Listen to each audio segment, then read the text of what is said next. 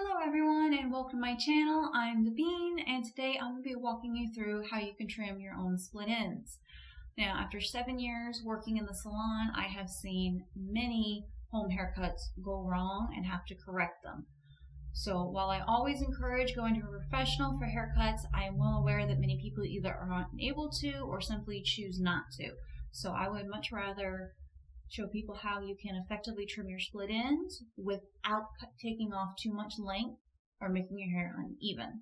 So I'm going to be walking through all the steps today and making sure to emphasize that with every cut needs to be intentional. You need to know why you're making that cut and how your hair is going to fall. I'm going to be going through all the tools you're going to need, every step you need to take, and why it's important to trim your split ends. Because a lot of people don't realize that when your ends are dead, they are quite literally split. The ends of your hair shaft will split into two, and it will split further and further up your hair. I've put off doing my hair for a couple months now, and my split ends have gotten to the point where it's causing my hair to tangle. When I'm trying to style my hair, those ends get caught and tangle, which then causes more damage, so I'm definitely overdue for a haircut. I'm going to trim up my hair today. I'm going to show you exactly what I do, and hopefully this helps you all out. Again, if you're wanting to take off a lot of length, definitely recommend going to a professional. But if you're just trying to get those split ends off, essentially follow your same hair shape, the steps are definitely a lot simpler. So I'm going to go through that today, and I hope it helps you all out. Just to show you what my split ends look like, we're just going to be taking those ends off today. We're going to be following my hair shape. And before we get started, we are going to straighten my hair. So you're going to need a flat iron, some decent hair cutting shears. These are pretty pricey. You can probably find some cheaper ones at Sally's, but definitely something that's sharp. So here is what my natural hair looks like. It's mostly straight, but there is a little bit of wave. Now, I'm still going to flat iron my hair because that little bit of wave can mess up a haircut. If you cut a straight line and your hair is waving a little bit, and then the next day it waves different, then that line's no longer going to be straight. So we're going to flat iron our hair first, make sure it's all as straight as possible, and this is going to allow us to cut our hair evenly. One of the biggest mistakes I see people make is they take out a ponytail holder, or they got some wave in their hair and they cut it, and they can cut it what seems even, and the next thing they know, they wash it, it resets, and it looks funky. So here you can see the shape of my hair before I cut it. If you look, the bottom is relatively straight. This is my perimeter, and then the sides kind of curve a little bit because I have lots of layers in my hair and I'm not willing to take off enough length to even out those layers. So it's going to have that shape. Here you can see the perimeter again. This is the longest part of my hair. It's all one length. Now, in order to keep it straight in the back, we're going to have to cut it at an angle in the front because that hair is getting over directed. So the hair in the middle has to travel further than the hair on the side. So we're going to follow that shape when we pull our hair forward in order to keep it straight in the back.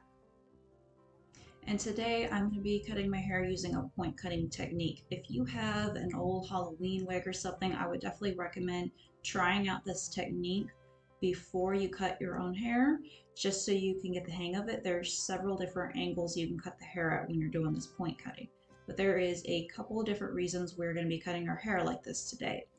One, we like that soft look. If you've ever seen like the classic ancient Egypt haircut where their hair is perfectly straight at the bottom, I don't care for that look personally. I like those softer ends, more like you had a haircut a couple weeks ago and it's nice and soft. So that's one reason we're going to be point cutting. The other reason is hair moves. So you can cut a perfectly straight line and then your hair shifts a little bit and suddenly that line isn't straight. Point cutting allows for that hair movement, because one of the biggest mistakes I see people make is they try to get that line perfect, and every time the hair shifts you see a little piece come down and then they cut that and they're trying to make it perfect, and then they just keep cutting until next thing they know 6 inches of their hair is gone. When you point cut and you create that softness to begin with, you're not looking so much at perfection. You will still be trimming off any wild long pieces.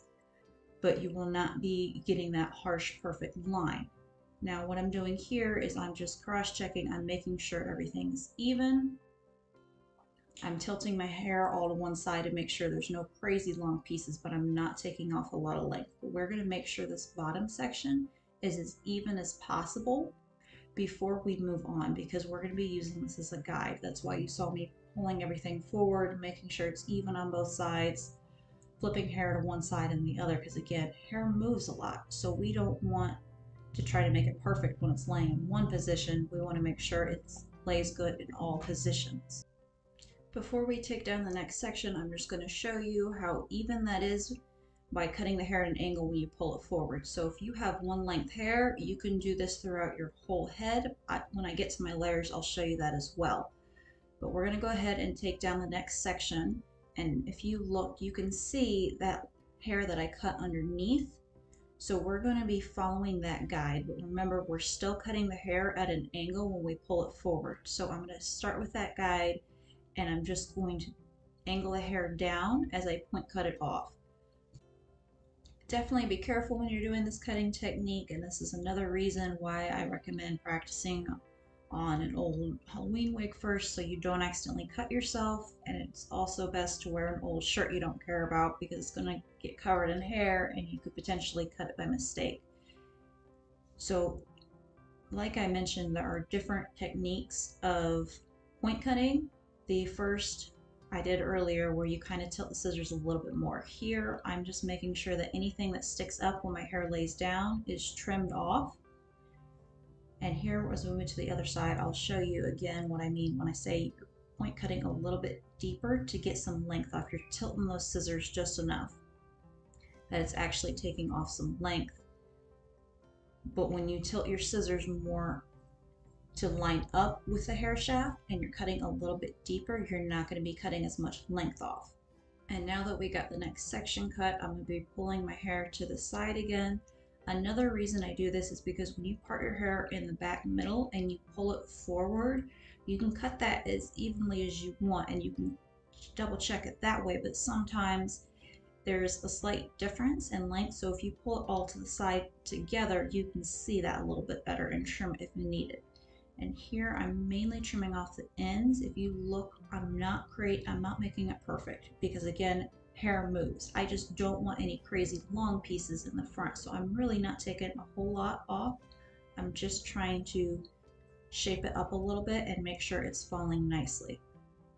And so far I've only cut the bottom section of my hair. I've cut the perimeter that you need to cut before you do the layers. Or if you have all one length hair, you can just keep pulling down sections and continuing to do this till you have all your hair cut. So as you see here, as I pull it forward, the more hair you get down, it's harder to see that angle, but when you pull it in the back, you can see it's still straight. It's just, it starts to curve in a little bit on the sides as I start pulling down a little bit of the layers, and I don't have a strong perimeter.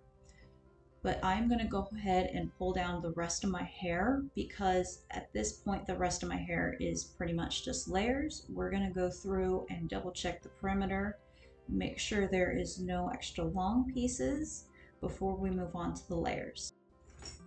Now when we take the layers, we're going to take vertical sections. If you take horizontal sections, you are going to see the line. So absolutely take vertical sections. That's the only way I cut hair, whether it's on myself or on a client. And we're going to over direct the hair up and forward. And again, you see how little hair I'm actually taking off, because I'm just taking off the split ends. This technique is great for taking off split ends off of a pre-existing haircut. It's not great for establishing layers. So if you don't already have layers, I would not recommend doing this, because it's likely going to end up even. But I'm able to just follow the hair shape, and when I over direct each section, I'm able to follow that pre-created guide. So that's what I'm doing. And again, I'm point cutting to create that softness, because if I were to just take my scissors straight across, that's going to create a line. And we don't want that. We don't want that choppy look. We want that soft look. And as I take each new section, I take just a sliver of the old section, and I'm making sure that I'm not taking more than what my scissors can cut. If you're taking too big of a section, you're not going to be able to cut it evenly, even with point cutting. And we're also starting off, if you see as I take the sections, we're taking the shorter layers, which are higher on the head, and we'll go through and we'll cut all of those first, and then we'll make sure they blend with the perimeter well. And as we move towards the face, be sure you're not taking off any more length. If anything, you should be taking off less, because if you're over directing and you're trying to follow that guide, but you're following that guide too deep and you're taking off too much length in the front, you're going to create that V look. You're going to create those layers in the front that are shorter than what you want, and maybe not staying up in a ponytail. So again, be very cautious. We're just trimming the layers today, or we're just trimming the split ends. We're not wanting to create a whole new haircut. Now that I have cut those shorter layers, I'm going to be taking more vertical sections, but I'm going to be holding them a little bit lower. And as you can see, there's going to be a little bit of a point between the layers and the perimeter. So that's what we're going to be trimming off, but we're going to be very cautious. And then we're going to come around to the opposite side and we're going to do the same thing. We're going to go around the whole head and trim those layers.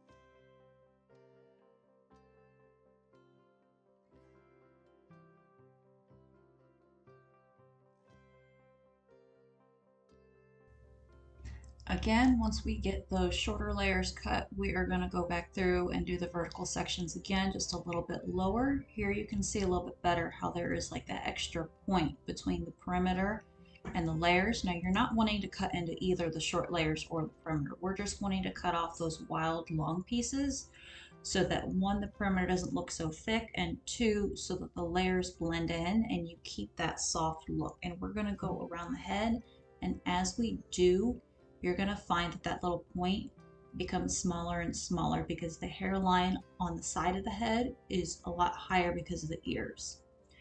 So here is what the almost finished result looks like. As you can see, my hair shape's still about the same.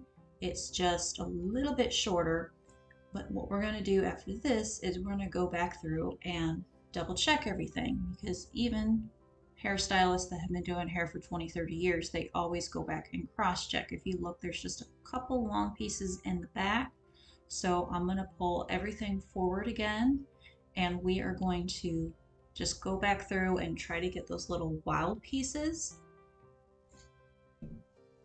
Now this isn't, like I said, why I point cut, because the hair moves around a lot. So I'm going to be tossing around a little bit to show you what the finished result looks like, because you can comb your hair out, cut a perfect straight line, and then as soon as you move, that line's not straight anymore. That's why we point cut to create that softness. As you look, my hair still has a similar shape to what it did before. We have that strong perimeter at the bottom, just a little bit rounded, but almost straight. And then we have the layers on the sides to create more of that roundness without creating a dramatic V shape. I hope this video helps you out. I hope y'all are cautious with trimming your split ends. If you have any questions at all, feel free to leave them in the comments below. And I hope everybody has a great day.